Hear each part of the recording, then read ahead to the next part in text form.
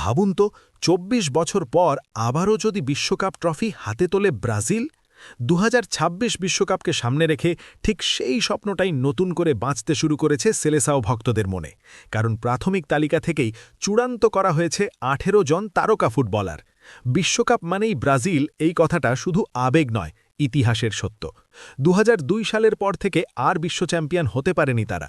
২০২৩ সালও কেটেছে হতাশায়, কিন্তু এবার দৃশ্যপট বদলাচ্ছে। নেইমার, ভিনিসিয়াস জুনিয়র, রাফিনহা, রদ্রিগোদের নেতৃত্বে তৈরি হচ্ছে এক নতুন ক্ষুধার্ত ব্রাজিল।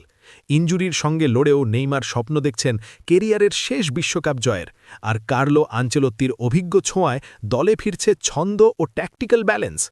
ইউরোপে দাপট দেখানো খেলোয়াড়দের নিয়েই গড়া হচ্ছে স্কোয়াড।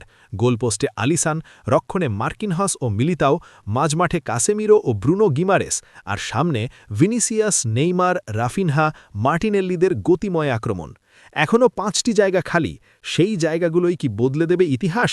আপনার মতে ২০২৬ বিশ্বকাপে ব্রাজিলের চূড়ান্ত ২৬ জন কারা হওয়া উচিত? কমেন্টে জানাতে ভুলবেন না।